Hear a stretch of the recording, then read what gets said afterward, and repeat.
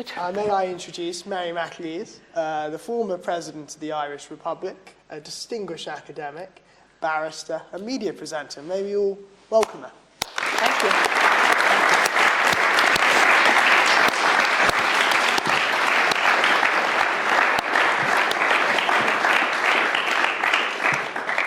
Well, Mary, thank you so much for coming up to Durham. I'm sorry the trains didn't work. Oh boy, it was a long journey. I think I could have got to India quicker. Because we started out in Dublin a few days ago, but we were in Oxford yesterday, and we had to go back into London to get a train to York to get a bus to Durham. Yes, that was interesting. Yeah, so it was a long. Anyway, it's very comfortable. The train was comfortable. The bus was comfortable. Yeah, not bad. A long way, though. Long way. How do British trains then compare to Irish?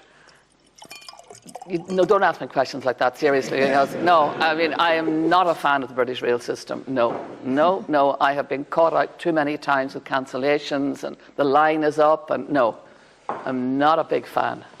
Not a big fan. And I mean, I lived here. I taught in, just outside of London, in a university just outside of London, and used the trains frequently and cursed the trains nearly as frequently. Yeah, nearly as frequently. Yeah.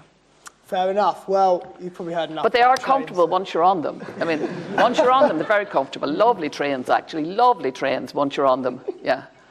Yeah. Okay, so we're going to fix the trains, but let's start off with your background. So when you were president, your main pledge was building bridges. Correct. How did your background, being born in Northern Ireland, then influence that pledge? Well, it was the immediate reason for choosing. It sounds like a bit of a cliche, building bridges, but if you live in Northern Ireland, as my husband and I did, we were both born in Belfast, grew up there. We grew up as Catholics in a Protestant state for a Protestant people. The 1960s characterized by a civil rights movement for relatively modest civil rights, right to vote, right for housing, right for social inclusion in many ways, that was bitterly resisted really by rather stupid politicians basically, and led to interminable conflict. And when you live in that society, and my husband and I both were lucky that we both lived, Northern Ireland's very ghettoized. 93% of people live in areas that are defined by religion. And as it happened, we were the only Catholics in our street. He was the only Catholics in his street. So our friends in our hinterland tended to be from the Protestant community. That was a very good thing, because integration was not that easy, but it happened around us. And more importantly, war broke out on our doorsteps when we were teenagers in the 1960s. The so-called Troubles broke out. I lived in a parish called Ardoyne, which has the distinction, regrettably, of being the place with the highest incidence of sectarian murders in Northern Ireland. So it was a very unpleasant place, unsafe, dangerous. My family, we were shot out of our family home. First of all, people came and put bricks through the windows. I'm the oldest of 9 children, so that was a bit scary for the rest of us. And they tried putting bricks through the windows and we didn't move, because as my mother kept saying, where would you go with 9 children? Who wants you with 9 children? And nobody. And so then they shot us. They came with 2 machine guns and emptied them out. And that we definitely left then. We left then. And my husband the same. A group of loyalist paramilitaries came into his house and put them out on the street with just what they wore. My father had a pub. And regrettably, again, loyalist paramilitaries. And I grew up in a loyalist area.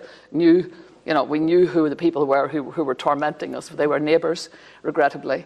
And they left a car bomb at my father's pub. It was intended to kill him, but didn't. It killed a young woman, the mother of 3 children.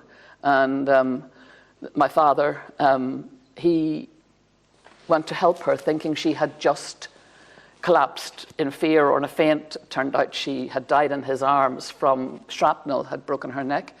So when you live in that environment, how do you adapt? What do you do? Because that question is posed all the time. And there were those around us, people whom we knew very well, colleagues who decided that they would fight, and they joined organizations like the IRA. and they got involved in really serious militarism and very serious, dreadful bombings and awful actions. And so that tit-for-tat thing never appealed to me. I just thought it was fundamentally stupid and wasteful. And we were the first generation who had the opportunity, you see, of a good education.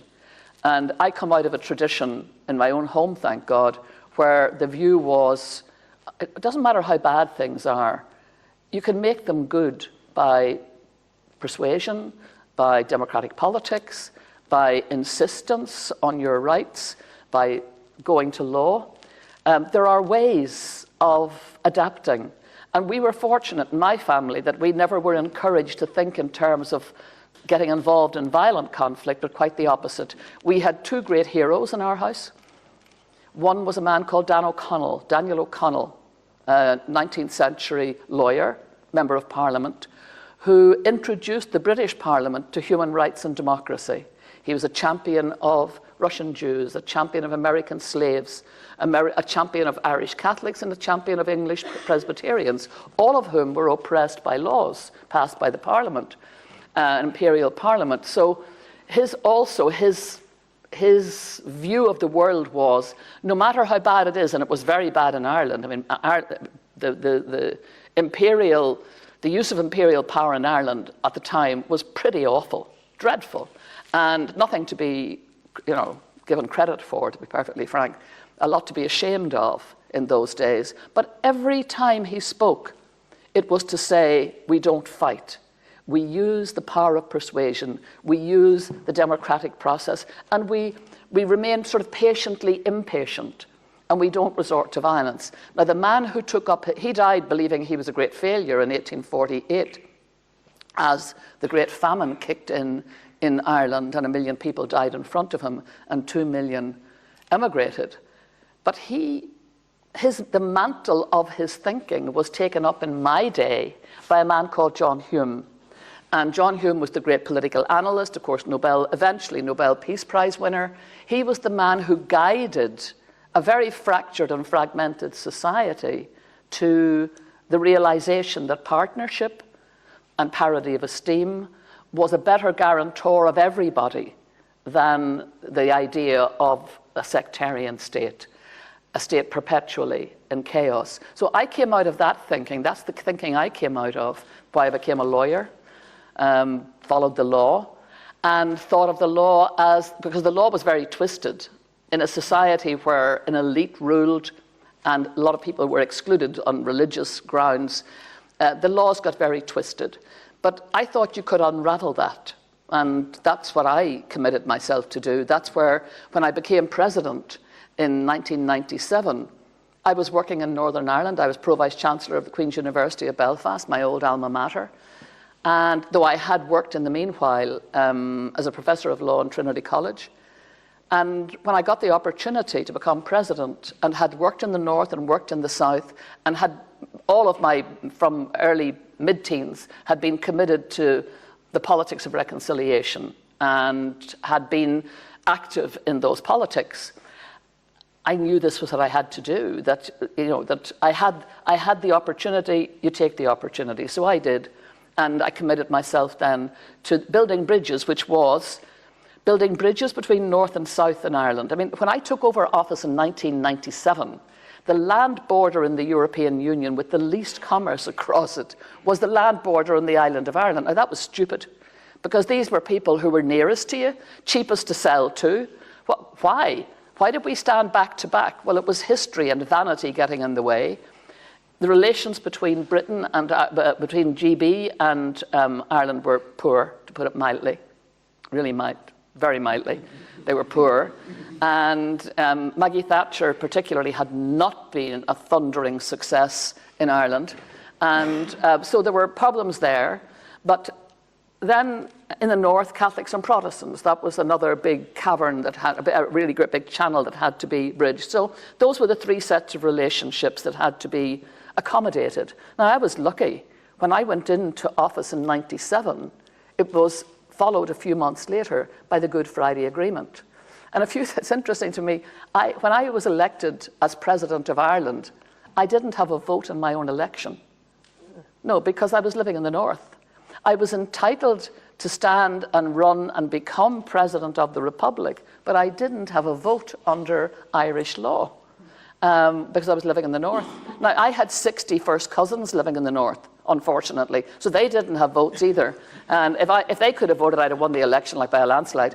Anyway, they didn't vote. None of them were able to vote, and nor was I. But thankfully, I won the election. But that was my hinterland. I came from a place of conflict, where neighbour hated neighbour.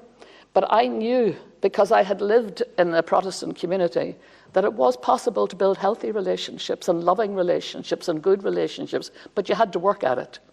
And you had to arrive at a situation where we accepted each other and each other's ambitions, no matter how different they were, each other's religions, no matter how different they were. They weren't that different, actually. But small vanities get in the way. And so my view was to try and be the emollient and to bring people, particularly from the north and from the unionist community, who had never, ever thought of crossing the border, who never would stand in the house of an Irish president. My husband and I set ourselves the task of trying to build up those relationships, and we spent 14 years doing it. We ate for Ireland, basically. Scones, tea, dinners, lunches. Yeah, that was our lives. Well, that's certainly the perk of being a DUS president, actually. Is it? Yeah. Free indigo dinners. So looking then towards the start of your career, you've discussed the tension, sort of the religious tension between Protestants and Catholics, but you were very involved with the campaign for homosexual legal equality, weren't you, in the 1970s? Yes, I was a founder member in 1975. So what motivated that, firstly? Human rights. Okay. Human rights. Daniel O'Connell, human rights, you know. For me, it was not about, for me, it was just simply human rights. And it still is. That back in when I started teaching in Trinity in 1975, the first friend I made there was a man who became a senator in the Irish Parliament, very well-known gay advocate called David Norris. And he knocked my door one day in my office to ask for help. There already was a gay rights movement, but it was primarily by gays, for gays, and trying to reach out to the community. But it was, I felt very strongly that they needed the support of anybody who was interested in human rights, straight or gay, but particularly the straight community, had to get involved. And I said that to him, look, this is a human rights issue. I'll do whatever I can. So we set up a campaign between us called the Campaign for Homosexual Law Reform. And hard to believe as it is, that campaign was designed to decriminalise homosexual acts. That's how bad things were back then. It was about decriminalisation. We had to go to the European Court. We were turned down in the Supreme Court. My predecessor as president, Mary Robinson, represented us. She was part of the legal team. We lost in our own Supreme Court in a judgment that I hope shames the judges who wrote it. And we then went to the European Court where we won. But the European Court's judgment was not mandatory. It didn't have immediate effect in Ireland. It required the government to initiate the law, and we were lucky because there was a woman minister for justice called Maura Gagan Quinn, and she said, damn it, we're just going to do it, and did. So there was the decriminalisation, and then from that point on, the campaign for equal rights for gay LGBTIQ began to take on a different hue. Why? Because people who had been hiding in closets and hiding under clouds and who didn't want to come forward, slowly but surely started to reveal themselves. And the power, and also, of course, it became more popular to be involved in the campaign. So, you know, we were I remember back in, I think, 1979, being the first person on radio to mention that we had an ambition for gay marriage. And I thought I would walk out of the radio station and that there would be a riot on the streets at this outrageous suggestion. And nobody bothered because they all thought it was so bonkers. Even my mother didn't complain, and that saying something. And so we went literally into a mode of what I would call an internal debate. Ireland's a small country. Intergenerational debate is easy because your granny probably lives next door. We're all big families. And so intergenerational debate became the place where this was discussed. And I knew by the time we got, mind you, it took a long time, but by the time we got to 2015 and we had a referendum, I knew it would be overwhelmingly endorsed. I hadn't the remotest doubt. I knew we had the work done. We had the work done. So how did you then balance your relationship with, you called it the hierarchy, I think, of the Catholic Church? Yes. Of which you... So, because obviously the Catholic Church was very anti-legalisation of homosexual marriage, etc. Oh, I didn't try to balance it. You didn't? No. What would I try to balance it for? Because, I mean, the view of the Catholic Church on this is so unbalanced, so bonkers, so nuts, so anti-human rights and so anti-Christian, I didn't bother trying to balance it. My view was just keep hitting it as well as you can. For the same reason I've always, and I'm a Catholic since I was baptised at 2 weeks old, which apparently, according to Catholic canon law, made me believe it or not, it made me a Catholic for life. For life now. Imagine that. And the thinking is that at 2 weeks old I made promises. According to Catholic canon law, I made promises. I must have been one hell of a precocious child at 2 weeks old to make promises. And those promises bound me to the church for life with no possible means of exit. No possible means of exit. But if I attempted to exit, say to join another church, for example, I would be immediately guilty of one of 3 great sins in the church, which are penal offences, actually. You know, you would have, you could be guilty of apostasy. You could be guilty, of schism. So those are still the law of the church. And my view was, and increasingly as I grew older, was when I saw, for example, I grew up in Northern Ireland as a Catholic in a place that didn't have place for proper parity of esteem for Catholics, but I also grew up in a church that didn't have parity of esteem for women, and still doesn't. At least the Good Friday Agreement guarantees us parity of esteem between Catholics and Protestants, but there is no such thing in the Catholic Church in relation to women, where they're excluded from all decision-making, essentially, because all decision-making is filtered through an all-male celibate hierarchy, and the decisions are made by bishops. They call themselves the magisterium, and the relationship between them and the 1.3 billion members is that 1.3 billion members are told by the hierarchy, the magisterium, what to think, what to believe. As late as last July of last year, Pope Francis, on the subject of women in priesthood, whether women could be ordained deacons or ordained priests, said absolutely not, could not, would not. Now, he did leave open the possibility of a non-ordained diaconate, which frankly he can put wherever he likes, and because that's a nonsense. But he said the ordained diaconate and priesthood would remain closed to women. But he did say this, that it's not that the exclusion of women from the ordained ministry, it's not a dogma of the church, but it is a definitive definition of the church. But he did acknowledge that this definition is, this definitive doctrine is, it's not fully formed, it's not fully understood, it is still being explored. Well, I was happy with that, because God knows it needs exploration. But then he went on to say, but while it is being explored, we must accept it, and we cannot contradict it publicly. Now, my attitude to that is, read the Universal Declaration of Human Rights. I have freedom of conscience, freedom of opinion, freedom of expression, freedom of belief, freedom of religion, freedom to change religion, none of which, incidentally, are respected in Catholic canon law. And I'm speaking as a canon lawyer. None of them. And here is somebody of his eminence saying, I must accept an imperfect doctrine, and I cannot publicly contradict it. Well, that's a nonsense. It's so much of a nonsense that it's almost laughable, but it's not. Obviously, a number of us publicly contradicted it, just to make the point again. And that's, so I'm not trying to balance. The hierarchical system is unbalanced. It's not in balance.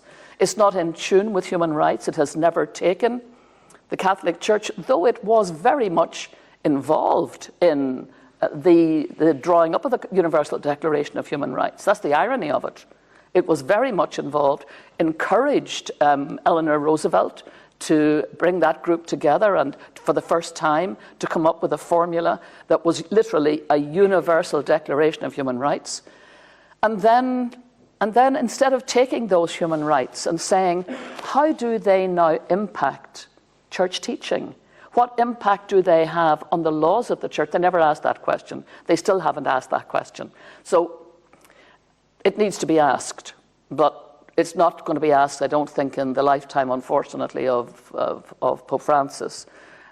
A lot of people hoped it might at the start of his papacy, but no, that has proved to be a big disappointment. So do I try to balance it? No, I don't. I try to fight it. I try to argue against, in the same spirit of Daniel O'Connell and John Hume, take the issue and debate it. To be honest, I've stopped trying to debate the issue of women in the church in any way as a theological reality.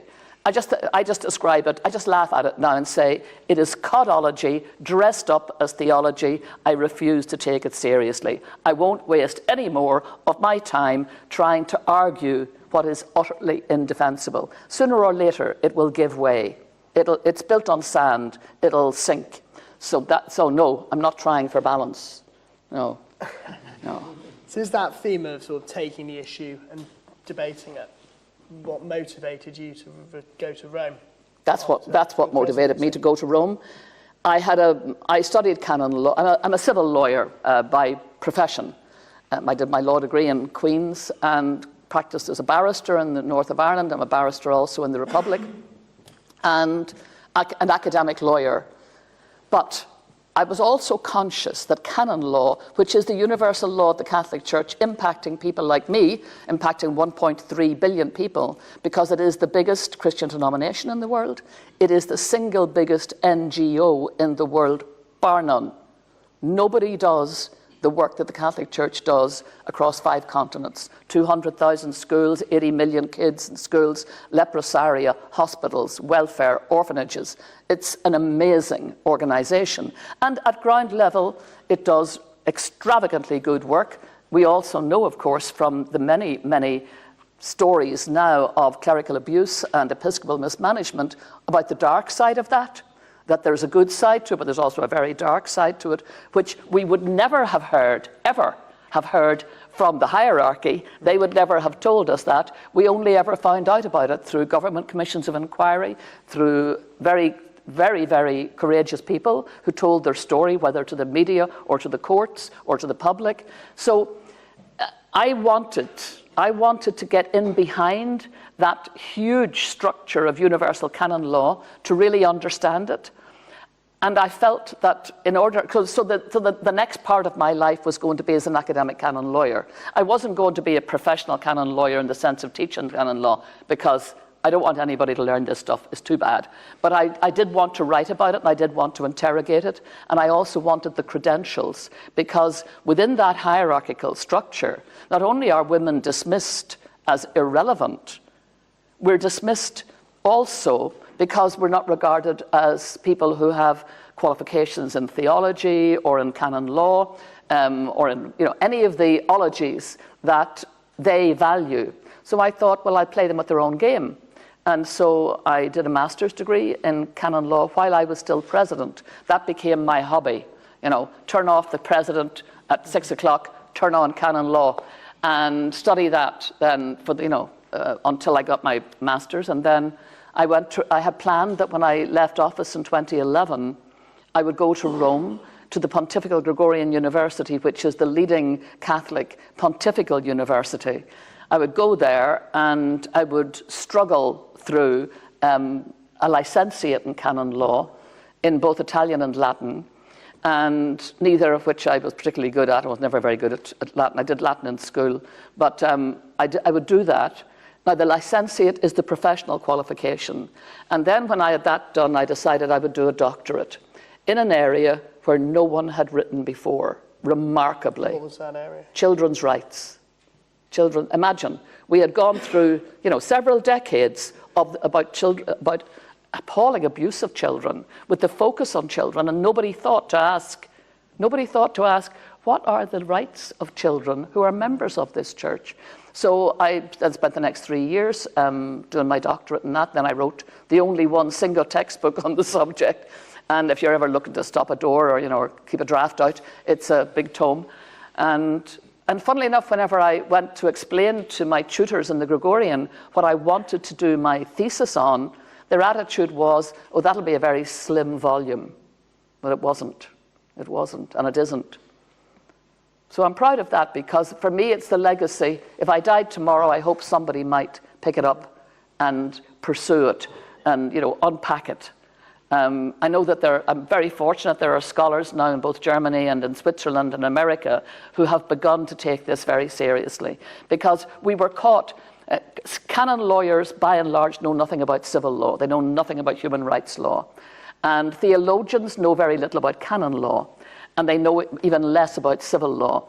Civil lawyers know nothing at all about canon law. So in those spaces, the canon law could flourish on its own as a perfect society with nobody interrogating it. So I really needed a cohort of people who were theologically literate, who were civil law literate, human rights law literate, and canon law literate. And we're beginning to grow those now.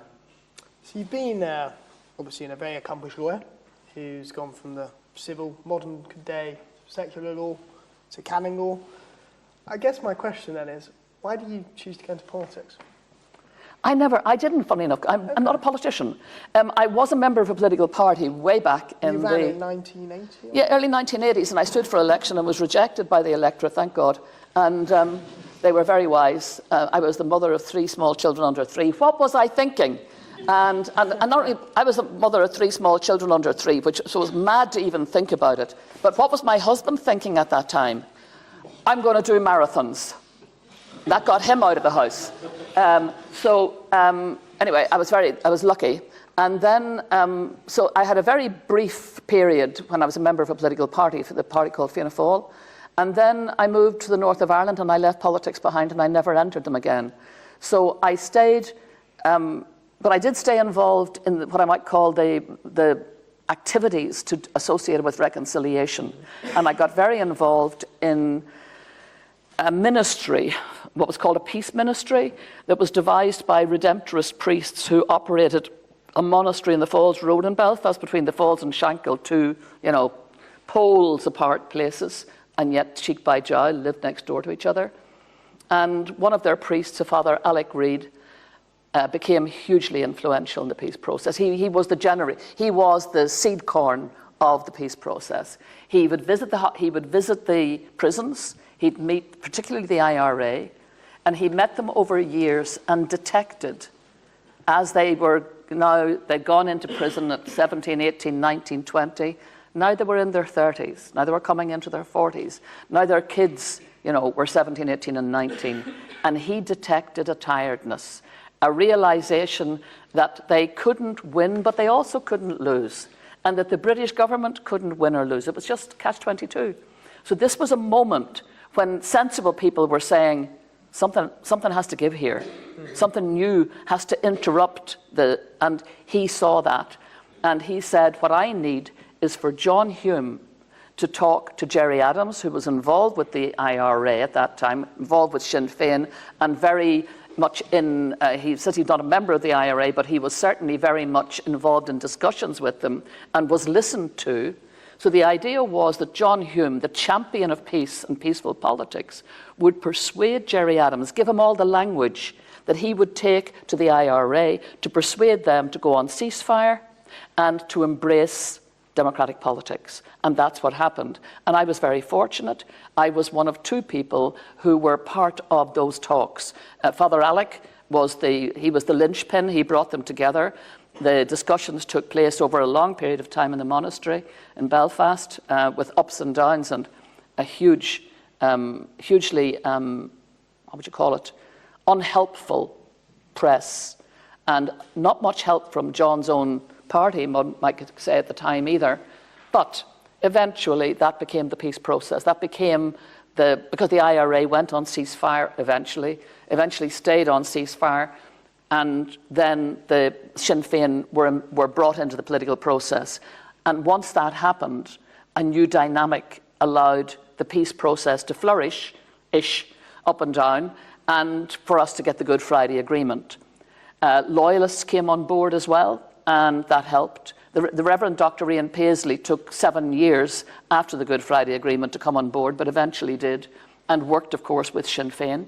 So that's the, for me that opportunity to be part of inserting fresh thinking into moribund thinking, and to see it grow and into a peace process, it also encouraged me in my relationship with the church, because I could see that if you at least worked to interrupt the thinking, that sooner or later, if what you said had integrity, if it was honest and truthful and had integrity, the hope was that eventually it would change thinking.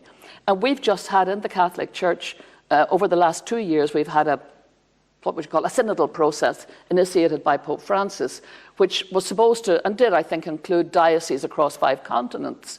That was ordinary people saying where they thought the church should go. And what came every time, didn't matter what continent, didn't matter what diocese, every time the message was, deal with the women's issue, deal with the LGBTI issue, and deal with it on the basis of inclusion and equality. Now, by the time all that got translated into Vatican speak and all the way up to the hierarchy, a lot of that stuff disappeared. I mean, the document that came out couldn't even bear to mention the word gay, and took the issue of women off the table and gave it off to some obscure man-oriented, men full of an entirely male cohort committee that was pushed into a committee to come up with an answer sometime. And so, but my view was that what was happening on the ground, the people of God, as I would call them, the ordinary people in the pews, had already had their say, and you couldn't unsay it. And so it's kind of like a leaven that is quietly working its way. Unfortunately, it's slow.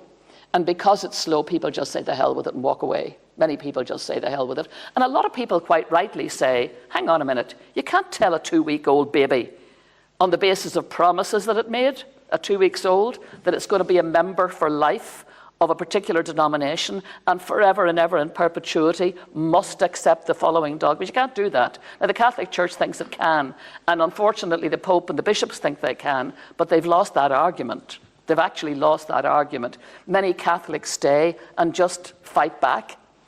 Many just move away and say, they didn't have the right to conscript me. I have the rights under the Universal Declaration of Human Rights to make my own choices, including the choice to leave. And even though the church doesn't accept that and fights it in its canon law, they're wrong. It's just pure, simple wrong. It's an old imperial law. It's going. It's on its way out. You talk about the church then being slow, and I suppose politics is slow in a sense. But during your tenure as president, you obviously were quite successful, because you were. Well, I left. Well, I was lucky. At the end of my first year, the presidential election in Ireland commits you to a term of 7 years, 7-year term. I ran against, 4 other candidates. First time around. Second time around, nobody ran against me. So my son said, if Carlsberg ran elections, this would be the kind of election Carlsberg would run, because there was no election. I got a buy into the election, and I became president for a second term. So that was remarkable, and it allowed me to continue the work of building bridges. And in 2011, when I left office that year, to culminate that with inviting Her Majesty, her late Majesty the Queen, to Ireland for the first time. She had never stood in the Republic of Ireland. No British monarch had stood in the Republic of Ireland for over 100 years. So we were able to bring her. Not everybody wanted her there. Not everybody thought it was a good idea. Some diplomat was sent at one point. I was very adamant that it had to happen, that it was part of the building bridges and part of the reconciliation process. I had got to know her before I became president, while I was still working in Queen's, and I knew that she wanted to come, not because she had 25 horses training in Ireland and she wanted to see them, but because she actually wanted to make a contribution to the process of healing and building bridges. So I made that my business, and but not everybody was terribly keen on the idea, but she came.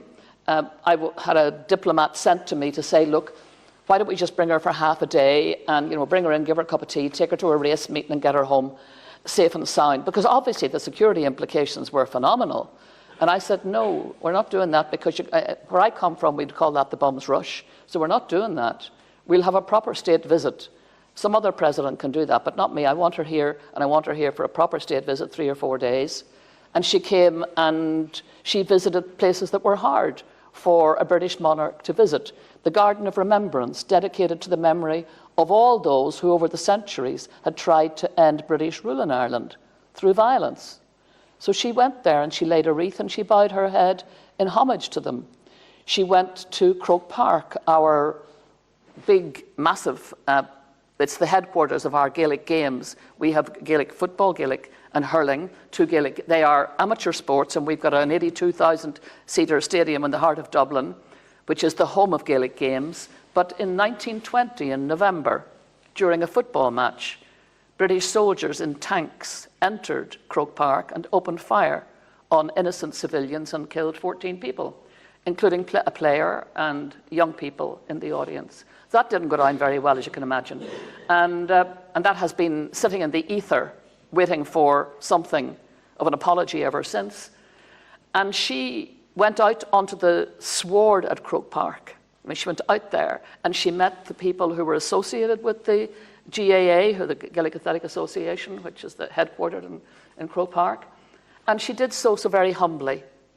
And she also did something that nobody expected her to do, which was she used a small piece of the Irish language. She only made one speech in the 4 days, and she used the Irish language. Now, in the 19th century, the British government did everything it humanly could to eradicate the Irish language, almost succeeded, because it felt that it could control Ireland better if it had English everywhere, and culturally it could control the country if you broke this ancient culture of the Irish language, which is much, much older than English. And it almost succeeded. And so there's great resentment in Ireland at that. But she just used 5 words. And in those 5 words, she healed. She built a bridge across all that resentment. It just evaporated. And that was wonderful. So that was at the end of my term. And I felt then that it had taken the 14 years to build the bridges that we wanted to build. And I felt that we'd been successful in that. We had brought into our orbit loads, hundreds, thousands of people who probably at the beginning of it had said over their dead bodies, would they ever sit down to a cup of tea with us? By the time we finished, they were friends. And we did that through a process where my husband gave up. He was a dentist, he gave up his job, and he worked night and day, phoning people, inviting them, persuading them. And then when they came, we would say to them, you're not here for a photo op. We are not about the business of photo ops, We're not about the business of, because I had it several times in Northern Ireland, here's my pet Catholic, here's my pet Protestant. He had all that. So not that, but you are here to become a friend. And we also are not here to evangelize you into our point of view, because that's also a very strong leitmotif in Northern Ireland, where people would think that you engage with each other in order not just to change each other's opinion about the possibility of peace, but to actually turn them into your politics. Now that's offensive. You have to, part of diversity and inclusion and equality is offering parity of esteem to their point of view and having respect for it. Even though you don't like it, respect it. And respect their right to speak. So we did that for 14 years, and at the end of that time, we had brought a lot of people into our orbit whom over the years we had built the friendship with. We never just invited a person once. We would follow up. We would bring them again. And then we would say, come and bring your friends with you. Bring 10 friends with you. And little by little, we created a kind of a new web of relationships that were based on trust and like, but no one sacrificed any iota of their identity or their political ambitions or their religious beliefs. So that was, by the time I left in 2011, I think that we had done a good job. I had got, when I left office, I think I had 94% approval rating, which my children helpfully told me was about the same as Saddam Hussein. So then you're as popular as Saddam Hussein, and aside from the royal visit, what do you think was maybe one really particular important success you had as president? Well, not as mine, but one of the things that I helped to facilitate in 2003 was the bringing of the Special Olympic World Summer Games to Ireland. They left the United States for the first time, and the people who wished to move them to Ireland came to talk to me to see did I think we could do it. Could we do it? We would have needed an army of 60,000 volunteers. We needed every village, every town to host delegates, cohorts from all over the world of special athletes, severely handicapped, intellectually handicapped, who would come to Ireland for the Special Olympics. They would need huge support. Many of them would be coming from very poor countries. So we would need not only an army of 60,000 volunteers, but we would also need to raise an enormous amount of money. And we did both. And I remember the big opening ceremony was in Croke Park. And I remember Nelson Mandela came, and Bono, of course, was there because he's at everything we do. And standing on the stage and looking out at the Croke Park full of people from, I think, about 170 countries in the world, 160 countries. Some of them arrived with nothing, not even a suitcase. And we had got them sports gear. We had invited, they were living in families and homes and being looked after. It was the embrace of that. I remember looking out at that and thinking, this is the world as it should be. And then a beautiful thing happened. At the airport, as they left, there were two different cohorts from different countries standing in a queue, waiting to catch a plane to wherever they were going. And one young man had 3 gold medals, and he had them proudly round his neck. And the lad beside him had a silver and a bronze. And he was looking longingly at the young man with the 3 gold medals. And the young man with the 3 gold medals took one off and gave it to the young man with the silver and the bronze. And I thought, this is the world as it should be. And we helped to facilitate this. And this was during the years of the Celtic Tiger, which, of course, we now know was, a fallacy built on borrowed money. But it was, at that time, there was a worry. We seemed to have loads of money. And there was a worry that perhaps we were getting selfish and mean. And I looked that night and I knew we weren't. We weren't. That old, beautiful care culture, that culture of care for others, was as strong as ever and had been completely reinforced. We learnt so much about ourselves and also about our special athletes during that time. It was brilliant. That was my best day ever, in my life ever. Just standing, looking out at that sea of goodness and the love that was there and the fun. It was brilliant. So before we go to Q&A then, what is one thing you would say to young people to do, to hold dear to their hearts in life? Is to stand your ground. Stand your ground. Let nobody bully you. And stand for things that are good. I think it's very easy, particularly in the world we live in at the moment, to be cowed by bullies because they seem to be so extravagantly powerful, and to stand your ground. And when you hear the things said that you know is not right, when you hear it said, particularly in company, it could be something homophobic, it could be something sexist, it could be something racist. Be the person who has the guts and the gumption to say to your friends, I'm sorry, can't let that go. Don't say that. Because if you stay silent, those words, which are toxic, they keep coursing like a river. They keep doing the damage. And so we need people who are prepared to stand their ground even in the face of taking the courage to say to friends, I'm sorry, that's unacceptable. You mustn't do that. You mustn't say that. What you've just said there is horrible. People could be hurt by that. And that's what I think was always missing until in the 1960s, the first cohort of educated young people came through the system in Northern Ireland. We were very fortunate, Martin and I, my husband and I. We were the beneficiaries of first generation free second level education and then free third level education. Other generations didn't have that joy. But Seamus Heaney, our Nobel laureate from Derry, he says in one of his poems from the Canton of Expectation, he describes that cohort that came from families who kept their heads down because they were frightened. In that poem, he says that they lived under high-banked clouds of resignation. So they were frightened. They lived in a country that didn't want them. And it was whatever you say nothing. Don't put your head above the parapet. But then their children got education. And they became, in his words, intelligences, brightened and unmannerly as crowbars. And that's what you have to be. Because there are still a lot of obstacles out there to the full flourishing of human beings. There's still a lot of bullies out there who think that they can stand in the way. And we need crowbars, not actually physical crowbars, not suggesting you take actual crowbars, but the crowbar of the mind and the crowbar of the word and the crowbar of persuasion. And you use those.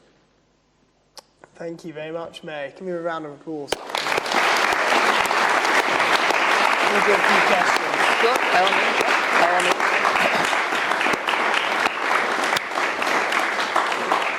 Well, you've all heard enough from me, so over to you now. Please raise your hand, state your name and college if you'd like to ask a question. Let's go.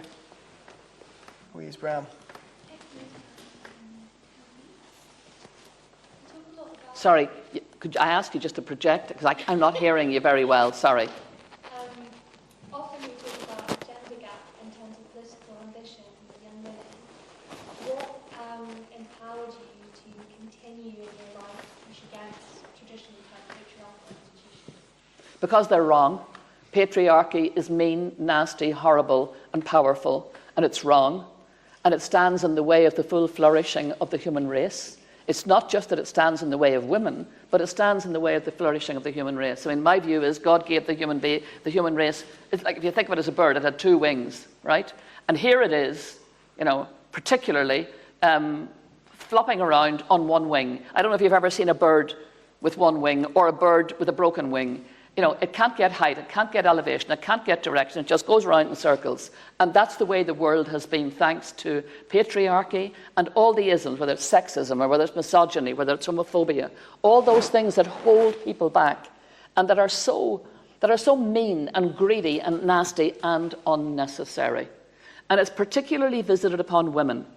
There's no doubt. It is visited upon women, but one of the wonderful things for me, when I went to university, I was in a very small minority in a law school. I think out of our class of 60, there were 10 women. You'd be hard put to find a man hardly in a law school nowadays. There are so many women. I don't know if it's the same here in Durham, is it? But the law schools are now dominated by young women.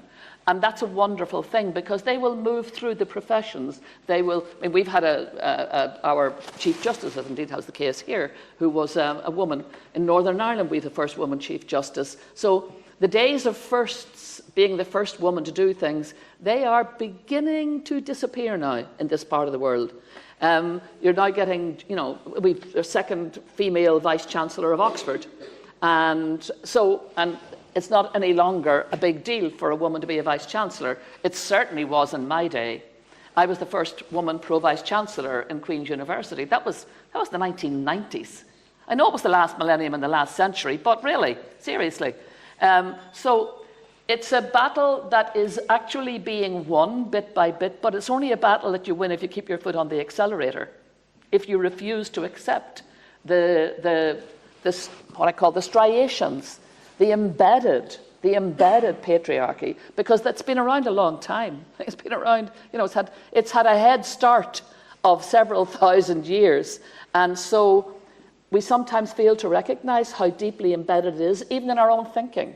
When I first said, I was 15 when I was first asked by our parish priest what I intended to do when I left school, the presumption being I would leave school at 15, as my mother had done. She became a hairdresser. My father had left school at 14. So that was the presumption. And I, rather impertinently apparently, said that I was going to stay on at school and I was going to do A-levels, and I was hoping that I would get into law school and become a lawyer. And he immediately said, straight, without even thinking, he said, you can't. That's not going to happen. 2 reasons, he said. 1, because you're a woman, and 2, because you have nobody belonging to you in the law. Now, there was a grain of truth in that, actually. It was very hard for women, and it was easier for men, and it was also easier if you had somebody belonging to you in the law who could give you, a hoosh up. But it was not impossible, and also it was not right. It was not right to exclude on those grounds, in perpetuity, people of ability. That was a nonsense. So, yeah, we've a lot of work to do still, but we are, I think, in the opening, and we're still in the opening chapters of the change. I mean, the university that I'm a Chancellor of Trinity College now, and it's 400 years old, and for 300 years it did not admit women. Cambridge only admitted women in the 1940s. And we had a very eminent provost at the turn of the 20th century who said that women would get into the university over his dead body. And if they got in, they'd be a danger to the men. That was his argument. You're probably right about that, fair enough. Given that. And anyway, he died in 1904. And in 1904, women came into the college for the first time. So it was actually over his dead body. And it's been wonderful. And we have our first female provost now. But the point I'm making is that we are still only in the opening chapters of that revolution. The Western world has moved, but other parts, other continents have a long way to go yet. A long way to go. So we keep at it. And we never ever arrive at a place where we think that it's fulfilled and it's done, the job is done. Absolutely not. No, no. Any further questions? The gentleman just there. Yes, you, sir. Hello, Armando Kanga, Butler College. What do you think is the chance of a united Ireland by the end of the century? By the end of this century? Yeah. Oh, absolutely. It'll be done and dusted by the end of the century. Oh, yes. Without a shadow of a doubt. It will be done and dusted by then. The demographics are moving. It's very interesting, the work that's being done on by serious scholars, as needs to be done. Because the one thing we learnt from Brexit is, don't hold a referendum unless you have the work done. And so there will be a referendum one of these days on a united Ireland. Why? Because that's provided for in the Good Friday Agreement.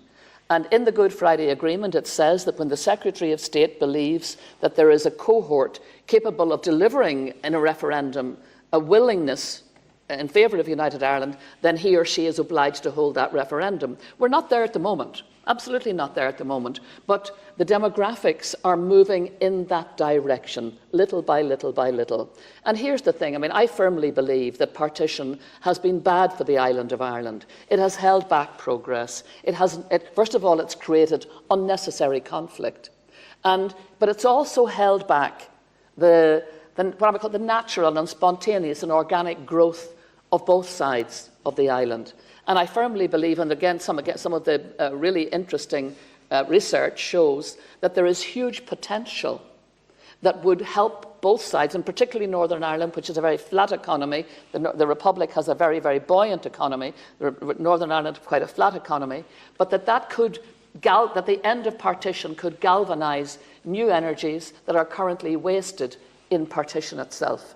So, yes, by the end of the century, absolutely. By the end of this decade, no, I don't think, though some people do, but I personally think that we are looking at a project that, if you count the numbers, when we were growing up in Northern Ireland, there was the Protestant community was 2/3 and the Catholic community 1/3. That is radically altered now. Catholic community in terms of voting would be 50%, near enough 50% now, and growing, and growing. Sinn Féin now is in government. I mean, it's the First Minister in Northern Ireland is a member of Sinn Féin. They are clearly an anti-partitionist party. And so huge amount of work is being done now to set the scene of what Ireland could look like if there was to be a referendum. What would we be telling Northern Unionists who would be scared out of their minds of a united Ireland? What would we be saying to them? What would that island, what would it look like? Would it be, yeah, boo, we won, which hopefully not? Or would it be, could we build a new house together? Could we build a place that is built on parity of esteem for everybody?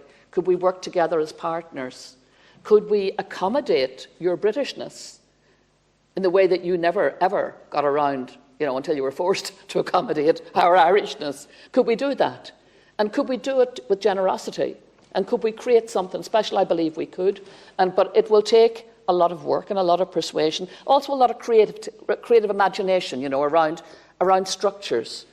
One of the wonderful things that we have to offer is that when Britain exited from the European Union, our then Prime Minister, we call him a Taoiseach in Irish, our Prime Minister went to Brussels before Britain left the Union, and with the then 28 members got an agreement that if there was a referendum in Northern Ireland and it favoured the ending of partition, Northern Ireland would automatically glide seamlessly into the European Union.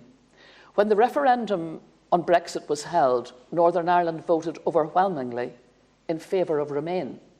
So there is a cohort of people there across all the divides, Catholic, Protestant, Unionist, Nationalist, that would prefer to be in the European Union. And we've seen the disaster that Brexit is here. It has not delivered all those, the shibboleths that it was supposed to.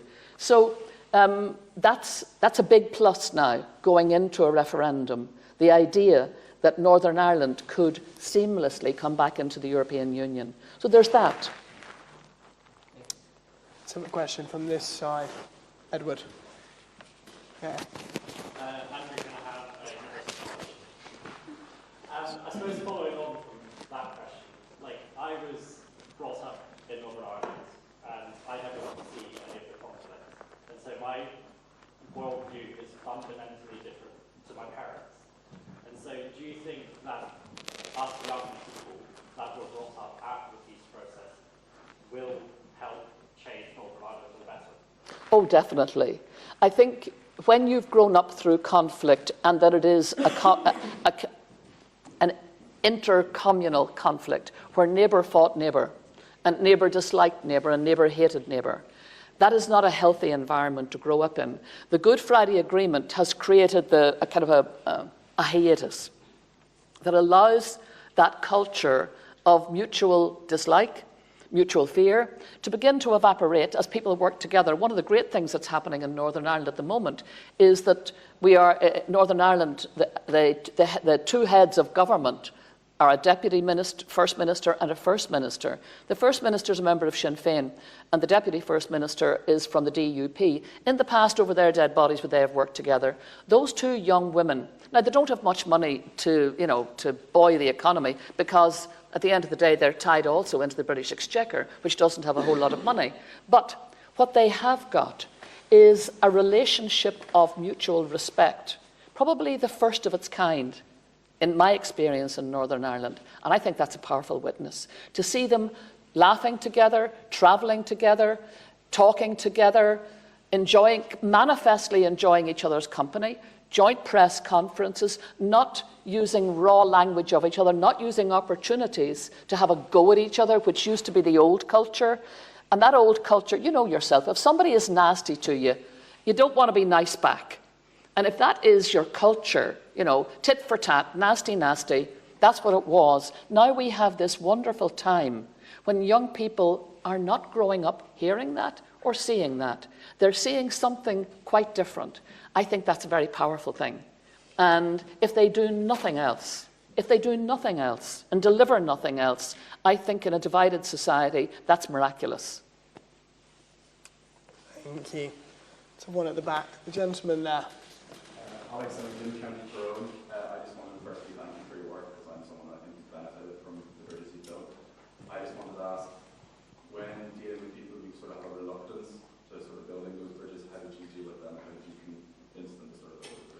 Yeah, that's a good one. How did we convince people who didn't want to engage with us? And there were a lot of them. Now, as I mentioned, Martin and I both grew up in Protestant communities, so we had a cohort of Protestant friends who immediately backed us when I came into office. And then we had people in the Protestant community who could see the value of building bridges, complete strangers who wrote and said, we're going to help you. So we got all that, we got all those names, all those phone numbers, and we started phoning them and saying, will you come to have a cup of tea and a bun or have lunch and bring 10 of your friends?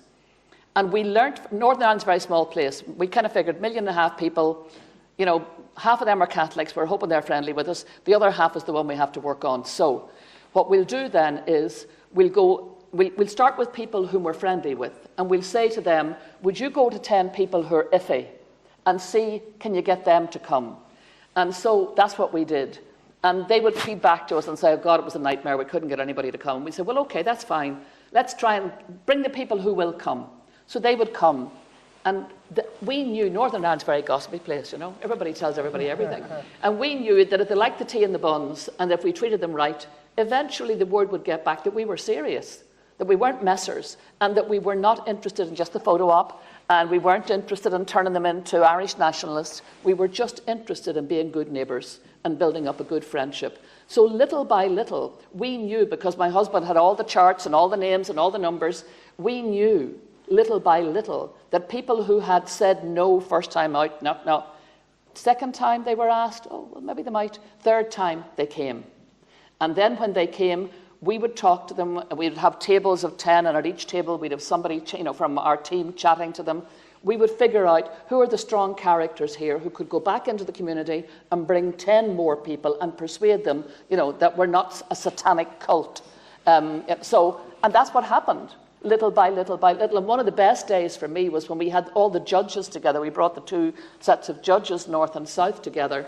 And one of them told us that he was talking, you know, to his tip staff. You know what a tip staff is in the court? It's like a clerk. And he was saying to the clerk, that he was coming to the house of the president in Dublin tonight. And the tip staff said, oh, I was there last week. It was great. And the tip staff, of course, was from the unionist community. And the judge was saying he had no idea. He had no idea of all this work that was just quietly going on. And it proved to me you can actually change the human person. You can change minds one person at a time. Because if you couldn't, if we were not capable of changing our minds, why would we bother? You know, we'd just be frozen. We'd just be clones. And we'd be worse than that, you know. We'd be killer drones, really. We'd be useless. But because we can change, because we have intellect, and because we have the opportunity to listen, and because we're not always right, and because sometimes we are right, and we've something to share. If you create that space for that sharing, we found that it worked. And so over a period of time, then the next thing, of course, we were hoisting our own petard, because then we were getting people saying, when can I come? And can I come? And yeah, so literally we had tens of thousands, and it was brilliant. Because over time, we could see the wave of change. And that was good. That was really good. Any further questions? Let's have one at the very... There are two hands at the back, but the very, very far hand, please.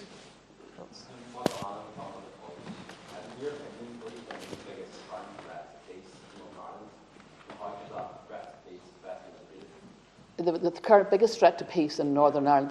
I think that's a good one, and it's something that Martin and I feel very strongly about. It's this: it is, as we move closer and closer to the territory of discussing the referendum, people will get nervous, and in particular cohorts that are people who are hostile to the idea of a united Ireland may get very, very nervous. Within the constituency that will get very nervous, there are people who have never embraced violence and never will. But there are people who are strongly still involved in paramilitarism. And if you look at that cohort, there are really worrying things going on there. There's some good things. There are some paramilitaries who are doing fantastic work, who are trying very hard to move into democratic politics, and who are trying very hard to engage with us and with the Republic in a debate of decency. But there are others, and here are the people who are most worrying. in Northern Ireland, we have, as you know, we've got this ridiculous, evil education system, which, the 11 plus, that hothouses 25% of the students into grammar schools. They get a great opportunity. My husband and I both benefited from that. But there are 75% who don't. And if they're lucky, they might go to a school that will really help them and engage with them and encourage them, will not allow them to think of themselves as failures. But in the Protestant community, particularly in East Belfast, where they used to have access to all the big smokestack industries and the 30,000 jobs in the shipyard that Catholics couldn't get, those jobs have all gone now, and they have not been replaced by anything. And importantly, they have not been replaced by education. Because in the past, they never felt they needed it. They could leave school at 15, have pockets full of money. Why would you bother? And now those same kids are leaving school at 15. 3 times more of them leaving school at 15 than anywhere else in the UK. No qualifications. So what are they? Fodder for anger, fodder for the paramilitaries, fodder for drugs, fodder for all the bad stuff that goes on, you know, the looting and the putting pressure on businesses to hand over money in order for security, all of that. And that is something that is currently being missed and has been missed, regrettably. These are young people who can rightly say they have never experienced the peace dividend because nobody cared about them. Nobody cared about them. And so we're beginning to see now a realization that they remain a threat because they will have access to weapons. They could be whipped up into a fury. And we know from experience, and you know, well, I don't know if you know, but we know from experience, it doesn't take that many people to constitute a paramilitary operation that can keep hell going. And we don't need to go back there. We can't go back there. So somebody has to be taking care of those young people who currently are really, their lives are being thrown away. They're just being thrown away. And there is the beginnings now, the stirrings now, of a realization that that's a big hill that has to be climbed. So I would say that's the big threat. I think actually the Good Friday Agreement, although it's been, you know, sometimes there's been a government, sometimes there hasn't, been up and down, but I do think that it has held, you know. It has held, the peace has held. Even without a government in place, it has held. And I think this government, as I mentioned, the 2 women are doing a terrific job. And that to me says there's a lot of good stuff going on, but we want to keep our eye on that realization that there is a pocket there that is a tragic, almost underclass that has never felt the benefit of the peace dividend. Thank you, Mary. We've got time for one final question. We're over there, so let's go hand at the very far back there. No, just there. On the left, please. I can't be... Is it you? Yes. Name and college, please. Yes, you, yes. Hi, Sinead from University College. I was wondering, what are your thoughts on the role of Irish diaspora overseas on the possible reunification of the Ireland in the future? The role of the Irish diaspora, which is very extensive. Yes, I think it has already been very powerful in bringing about the peace process, because it was the Irish diaspora, particularly in the United States, which had, you know, the grandchildren and great-grandchildren of those who had left Ireland in famine times with nothing. They were now corporate America and political America.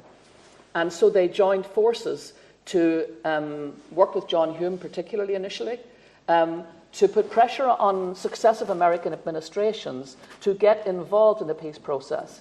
And we had, for example, Ronald Reagan was involved. Bill Clinton then became hugely engaged. He was, I think, one of the most extraordinary contributors, because he sent us, under pressure from that Irish diaspora, which is very extensive in the United States. I mean, you're talking about tens and tens and tens of millions of potential voters. And so he engaged with that constituency, and he sent a man called Senator George Mitchell, Lebanese-Irish background, strangely, and he sent him to be a mediator between all the political parties. And George Mitchell brought, he's a very accomplished, cosmopolitan, very smooth, I don't want to use that word, maybe that sounds cynical, he was a very polished operator. And he brought into a very fractious, nasty, mean form of politics where people were mean to each other and said horrible things that just kept, making the wounds raw. He taught them from first principles that actually, if you say nice things to each other, you get stuff back. You get nice stuff back. And you don't get breakdown. And little by little, he was able to change the temper of negotiations. And in changing the temper, he was able to help facilitate eventually the Good Friday Agreement. Now, that all came about. Clinton sat on top of that the whole time. He was in on the negotiations. He was phoning people up. Why? Because he had that wealth of enthusiasm and determination from the Irish diaspora abroad. Also, of course, the other thing they did was they helped enormously with money. We have a thing called the Ireland Fund set up by Dan Rooney of the Pittsburgh Steelers and Sir Anthony O'Reilly, chairman of Heinz Company. And they set up 50 years ago a fund called the Ireland Funds, a big charity, still going to this day and now spread. Wherever Irish people are in the world, you will find the Ireland Funds, raising money to help projects that encourage building bridges. Actually, to give them that little bit, it could be just a small amount of money that would help a small, like for example, a women's group in the Foyle in Derry, to educate each other, Protestants and Catholics, about their thinking, their background, because you can live cheek by jowl with people and live in complete ignorance of them, which is a very dangerous thing if you also are fearful of them. So that diaspora was put to very good use, and it still is. It still is. It's extraordinary how powerful it is. I mentioned earlier Gaelic football and hurling. Like my husband and I, we've been at the European Gaelic Games, we've been at the Asian Gaelic Games, we've been in Dubai and watched 60 kids playing hurling, and really?